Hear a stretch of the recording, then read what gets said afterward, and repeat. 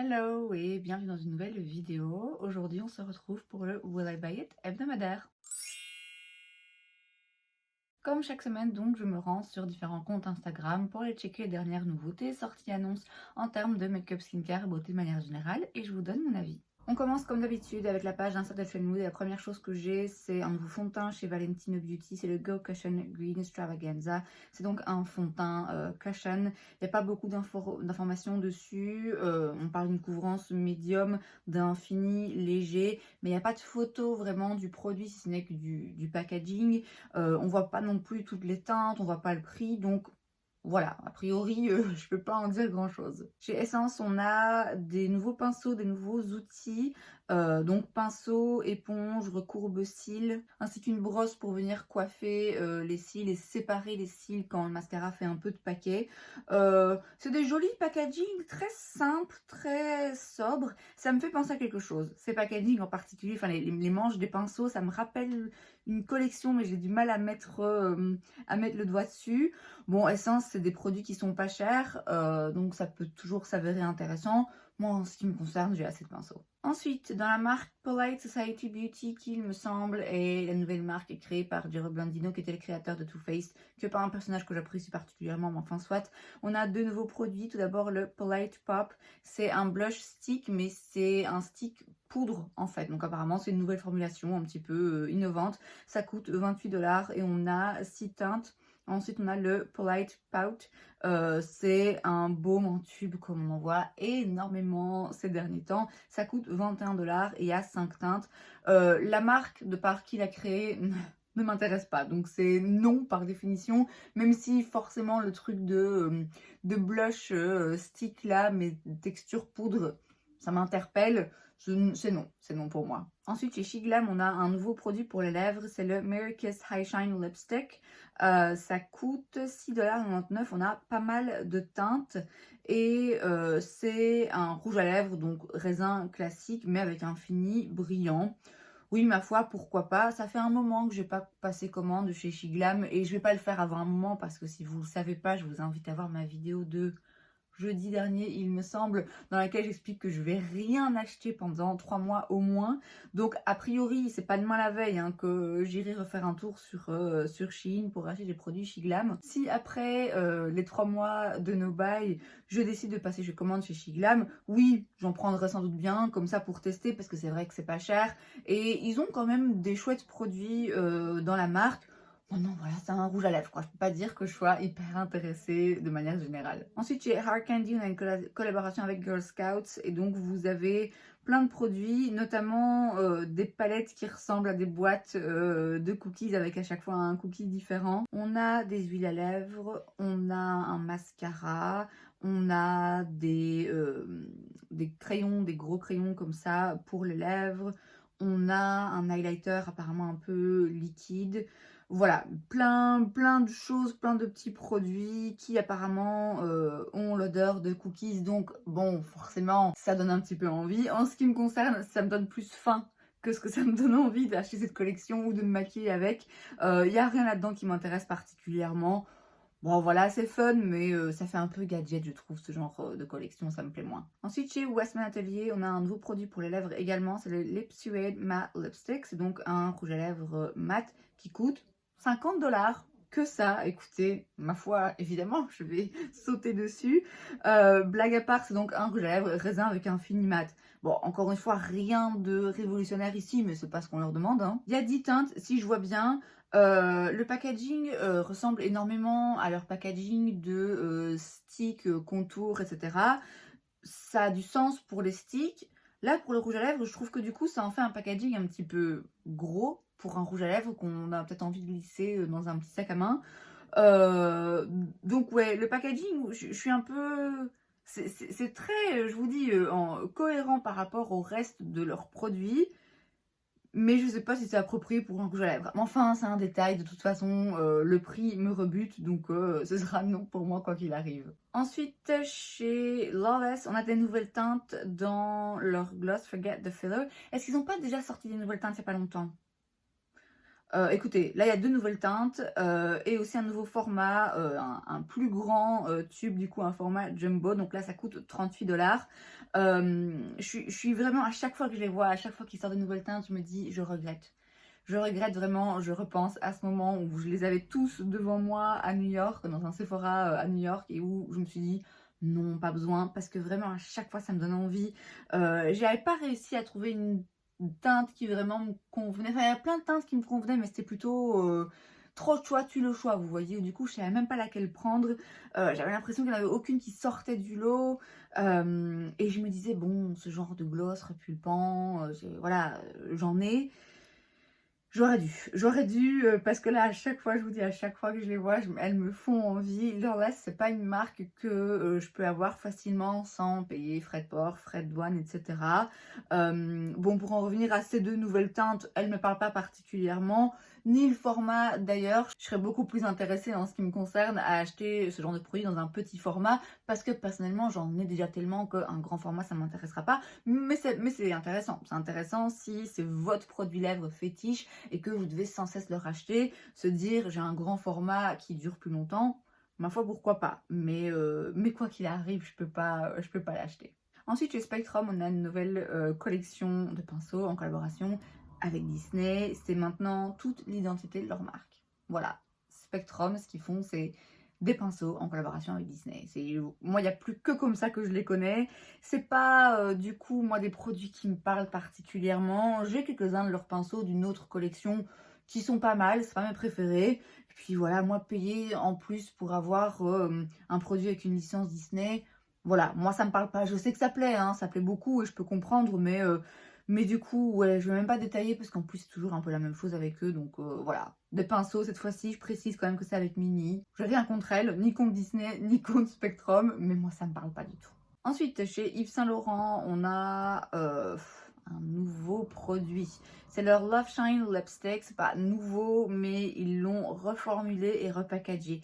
Je serais quand même vraiment curieuse, hein. Quand ils disent qu'ils reformulent un produit, est-ce que vraiment vous le reformulez? À quel point est-ce que vous le reformulez? Est-ce que c'est vraiment un produit différent? Auquel cas, alors sortez un produit différent, ou alors c'est juste le même dans un nouveau packaging, mais alors juste dites que c'est un nouveau packaging, mais en même temps, s'ils disent ça, ils savent qu'il y aura pas autant de gens qui vont l'acheter. Bref, c'est des techniques de marketing, hein, j'imagine, c'est une technique comme une autre. Je pense que ce qui me dérange, c'est que ça me rappelle toujours que forcément, quand il y a un repackaging d'un produit, ça veut dire qu'il y a beaucoup de produits qui vont être jetés, on le sait. Donc ouais, c'est ça en fait qui me dérange. Mais voilà, ça fait partie, comme j'ai dit, des techniques de marketing de ce genre de marque, enfin de toutes les marques, de faire évoluer leur packaging, de les changer régulièrement pour attirer de nouveaux clients, pour faire connaître un intérêt. Bref, on va pas se lancer dans un débat philosophique ou écologique, je pense que vous avez compris ce que j'en pensais. Là, en l'occurrence, donc c'est un rouge à lèvres brillant, ce qui est pas forcément hyper pigmenté, mais qui est très joli sur les lèvres, qui les hydrate, etc. Plein de teintes. Voilà, je ne vais pas rester longtemps dessus parce que je vous dis, c'est pas concrètement un nouveau produit. Ils sont assez appréciés, hein, ces produits chez Yves Saint Laurent. Au risque de me répéter, je n'achète pas pendant 3 mois. Et en plus de ça, j'achète pas chez Yves Saint Laurent parce que c'est pas cruelty free. Donc de toute évidence, c'est pas un produit qui va m'intéresser. Ensuite, chez Essence, on a une nouvelle collection, c'est la Mesmerizing Collection Mermaid. C'est donc une collection autour du thème des sirènes. Bon, il y a un petit peu de tout. Il y a notamment un highlighter. Vous voyez le truc où c'est un baume transparent et à l'intérieur, vous avez des petites billes de pigments, de perles comme ça. Comme Huda avait fait dans pas mal de palettes. Et aussi un highlighter, il me semble. C'est forcément le genre de produit où on a envie de tester par curiosité. Mais voilà, pour moi, ça fait un peu gadget. Toute la collection fait un peu enfantin. Mais après, peut-être qu'il y a bien l'un ou l'autre truc intéressant. Mais là, comme ça, en regardant, pour moi, il n'y a rien qui saute aux yeux particulièrement. Ensuite, chez Urban Decay, on a un nouveau produit. C'est le Face Bond Waterproof Liquid Foundation with Niacinamide. C'est un 3 en 1 qui fait office de sérum, fond de teint et poudre fixatrice. Non. Bon, après, je suis de mauvaise langue, j'en sais rien. Peut-être qu'effectivement, ils ont trouvé une formulation révolutionnaire, mais ouais, a priori, non. Là, comme ça, d'instinct, j'ai envie de vous dire, et ça peut pas tout faire. si c'est un fond de teint, si c'est un produit liquide, alors que ça fasse office de fond de teint et de sérum en même temps à la bonne heure. Le côté poudre, j'ai du mal. Si c'est un fini mat qui du coup a pas besoin d'être poudré, ok, ma foi, ça se défend. Là, ouais, il y a quelque chose dans l'appellation 3 en 1 qui me fait dire, ouais, à d'autres, hein, les gars. Mais enfin, bref, on a 40 teintes. Alors, au début, quand j'ai vu les images des teintes, je me suis dit, mon Dieu, qu'est-ce qu'ils ont encore fait? Mais en fait, c'est parce que le packaging coloré ne correspond pas assez, je pense, aux teintes qui sont à l'intérieur, aux produits vraiment en tant que tels. Parce que par la suite, on voit des différents visages avec différentes carnations et je pense qu'effectivement les teintes sont assez bien différenciées et vont bien dans le foncé. Donc ici on parle d'une couvrance médium qui se construit, on a 3% de niacinamide avec donc des ingrédients skincare à l'intérieur. Ils disent que sa poudre autofixatrice absorbe la transpiration, les huiles, etc. pour avoir un fini naturel pendant 24 heures. Donc écoutez, je suis vraiment très sceptique. Je suis très sceptique. Est-ce que parce que je me dis qu'est-ce que c'est que cette histoire, je vais avoir envie de l'acheter et d'essayer? Non. Je vais avoir envie de regarder des revues et de voir, ok, concrètement, qu'est-ce que les gens en disent? Est-ce que c'est miraculeux ou est-ce que c'est pourri? Ou est-ce que, bah oui, ça va convenir à certaines personnes et pas convenir à d'autres, mais que clairement, ce truc de 3 en 1, encore une fois, c'est juste une technique marketing. Je suis curieuse, je suis forcément curieuse de voir concrètement ce que ça fait. Pas assez curieuse que pour l'acheter. Ensuite, chez Jisoo, on a 3 nouvelles huiles à lèvres. C'est 3 nouvelles teintes en fait de leur huile à lèvres qui existent déjà. Ça coûte 32 $. La marque m'intéresse pas particulièrement, très franchement. Les huiles à lèvres, voilà, en ce qui me concerne, je vais pas dire que j'ai fait le tour parce qu'il n'est pas impossible que j'en achète encore une fois dans ma vie. Hein. Mais là, ouais, ça m'intéresse pas. Celle-là m'intéresse pas plus qu'une autre, très franchement. Ensuite, chez Haus Labs, on nous représente, on ressort les Colorfuse Blush Powder, donc les blushs en poudre qui coûtent 32 $, 6 teintes. On a 2 nouvelles teintes et on a surtout un nouveau packaging. Et alors là, je suis désolée, mais il faut que je dise quelque chose. Faut que je dise quelque chose. Ça commence quand même un petit peu à m'exaspérer. Qu'un produit pour les lèvres Yves Saint Laurent, qui est sur le marché depuis, il me semble, très longtemps, qu'on refasse le packaging après X années pour réveiller un petit peu un nouvel intérêt vers le produit. Je vous dis, de base, je suis pas fan du concept parce qu'on sait qu'il y a beaucoup de gaspillage derrière, mais je peux encore l'entendre. Mais là, je veux dire, les blushs, ils ont pas 5 ans, hein. Ça fait pas si longtemps qu'ils sont là, puisque elle a déjà sorti une première marque qui n'a pas fonctionné, et donc on a tout effacé, on a tout ressorti, on a tout repackagé, on a tout... Enfin, à un moment donné, combien de fois tu vas repackager tes produits? Vraiment, je ne comprends pas en quoi c'était utile. Il y avait un intérêt pour ces blushs, il y a eu un petit buzz autour, je pense, d'une autre couleur. C'était pas nécessaire. Pour moi, c'était pas nécessaire. Ça ne l'est jamais, on s'entend. Aucun nouveau blush, aucun nouveau produit make-up n'est nécessaire à ce stade. On est d'accord là-dessus. Il ne s'agit pas de pointer du doigt l'une marque ou l'autre. Mais là, en l'occurrence, je trouve que ça devient vraiment ridicule. Alors, je suis certainement pas objective parce que je suis pas fan de la marque, je suis pas fan du personnage derrière la marque, très franchement. Donc, je sais que je pars pas avec un point de vue tout à fait neutre. Mais encore une fois, j'aurais un point de vue plus neutre ou même plus positif si la marque n'avait pas déjà été complètement repensée, rebrandée et repackagée une première fois. Alors peut-être que ça va éveiller l'intérêt de nouvelles personnes. Moi, en ce qui me concerne, ça le ferme à tout jamais, j'ai l'impression. Ensuite, chez MAC, on a une nouvelle collection, c'est la Teddy Forever Collection. C'est donc plein de produits autour de leur teinte iconique Velvet Teddy. On a des produits pour les yeux, pour les lèvres, forcément, pour le teint également. Je pense qu'il y a certains produits qui sont effectivement neufs et d'autres qui sont juste des packagings différents. Là, je vois par exemple le MAC Stack, donc leur mascara, qui n'est pas dans une couleur différente d'habitude, c'est un mascara noir classique, simplement avec un packaging autour de ce thème. Joli packaging, rien qui m'intéresse particulièrement. Ensuite, chez Too Faced, on a des nouvelles palettes Born This Way, c'est les mini eyeshadow palettes. On a donc 2 harmonies de couleurs et dans chaque palette, vous avez 6 teintes. Je vois pas le prix. Ça peut être intéressant. Moi, ça m'intéresse pas, la marque Too Faced, déjà. plus que ça. Leur palette de fard à paupières, non plus. Et alors en plus une petite palette comme ça, non, vraiment ça me parle pas du tout. Mais ça peut être intéressant. Ça peut être intéressant d'avoir une petite palette comme ça, hyper compacte, avec juste 6 teintes, facile à emporter, facile à utiliser. Après, je serais curieuse de voir le prix. Parce que pour moi, c'est vraiment le prix qui va déterminer ce que c'est intéressant ou pas. Si c'est plus de 30 euros, c'est non. Clairement, je trouve que ça vaut pas le coup. Si c'est moins de 30 euros, alors oui. Alors pourquoi pas 20, 25 euros, avoir 6 petites teintes comme ça, nude. Encore une fois, facile à emporter, facile à utiliser. Ça peut parler à pas mal de personnes. Moi, je vous l'ai dit, ça m'intéresse pas, la marque, leur palette de fard à paupières, ce format, mais c'est malin de leur part, je trouve, de changer un petit peu justement de format de palette de fard à paupières. Ensuite, chez CoverGirl, on a 6 nouveaux produits, 6 nouveaux primers et illuminateurs. On a le Plush pour les peaux sèches, on a le Velvet qui va venir flouter les pores, le Cashmere qui va aider à corriger les rougeurs de la peau, le Sticky qui va venir agripper le make-up, et ensuite on a le Skin Enhancer Luminizer. Donc là ce sont des produits comme toutes les marques maintenant en ont un illuminateur liquide qui peut s'utiliser seul, qui peut s'utiliser en highlighter, qui se mélange au fond de teint, etc. etc., etc. On a 2 teintes, une plus claire, une plus foncée. Rien m'intéresse particulièrement, il me semble pas que la marque soit accessible facilement, en tout cas pour moi. Après c'est intéressant de sortir des primers différents en fonction des besoins des différents types de peau.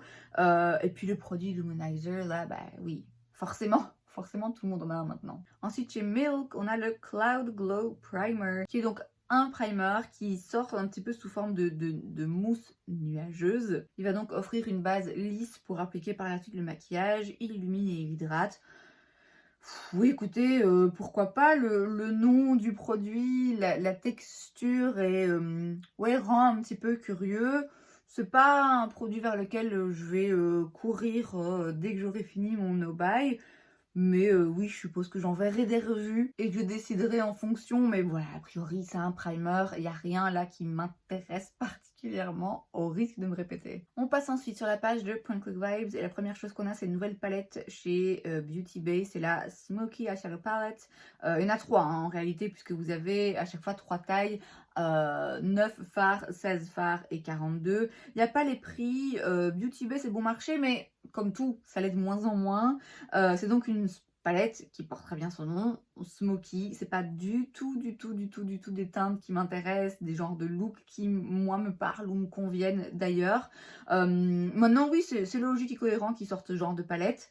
Ça manquait dans leur collection, donc oui, pourquoi pas, mais pas pour moi. Chez Iconic London, on a un nouveau produit, c'est le Instant Sunshine Bronzing Drop, ça coûte 28 $. C'est donc des gouttes lumineuses mais bronzantes, j'imagine similaires aux Bronzing Drops de chez Drunk Elephant, que pareil, pas mal de marques essayent de répliquer.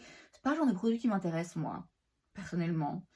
Parce que c'est le genre de produit, si j'ai bien compris, qui s'utilise le mieux quand on le mélange à un primer ou une crème hydratante. Enfin, ouais, non, ça me parle pas du tout. Je vois hein, que ça fait fureur en ce moment, ce produit, vraiment des gouttes comme ça, un petit peu foncé, bronze, mais moi, vraiment, ça me fait ni chaud ni froid. Ensuite, chez La Neige, on a un nouveau produit, c'est le Firm and Bouncy Sleeping Mask pour 36 $. C'est donc un nouveau masque pour le visage, un masque de nuit, qui est donc ici repulpant et raffermissant, qui hydrate, illumine. J'ai déjà testé quelques produits skincare de la marque, certains qui me plaisent vraiment beaucoup, malheureusement que je veux plus acheter parce que la marque n'est pas cruelty free, contrairement à ce que je croyais. Bon, ce masque là m'intéresse pas particulièrement de toute façon, donc je ne dois pas me priver de quelque chose là. Mais si vous recherchez un masque de nuit, ceux chez La Neige, en tout cas moi ceux que j'ai essayé, je les trouve vraiment très bien. Ensuite chez Revolution Beauty, on a une nouvelle collection, c'est la Sweet Chili Collection. On a un quad avec des blushs et highlighters, avec un blush rouge là qui m'appelle parce que j'ai très envie d'un blush rouge en ce moment, mais vous l'aurez compris, ça attendra la fin du mois de mai. On a un gommage pour les lèvres, une huile pour les lèvres, une petite éponge Powder Puff et un masque pour les lèvres également. Le tout dans des prix vraiment très bon marché. Moi, ça me parle pas particulièrement, ça me donne pas particulièrement envie, à part le blush rouge, mais jamais dans un quad comme ça. Il n'y a rien là qui m'intéresse. C'est sympa hein, d'avoir l'opportunité pour ceux que ça intéresse d'acheter des produits make-up à petit prix, mais en ce qui me concerne, ce sera pas cela. Et enfin, chez Perry Para, on a une collaboration avec les bisounours, c'est la All Take Mood Lake Palette. C'est une palette où vous avez des blushs et des fards à paupières très rose, très coloré pastel. C'est mignon, mais vous savez, moi, c'est pas le genre de packaging, le genre de collection qui me parle particulièrement. J'ai testé des produits lèvres dans la marque Perry Para que j'aime bien. Je suis curieuse globalement de tester d'autres produits de la marque.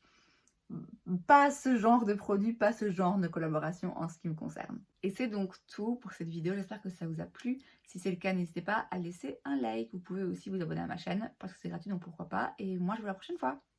Bye!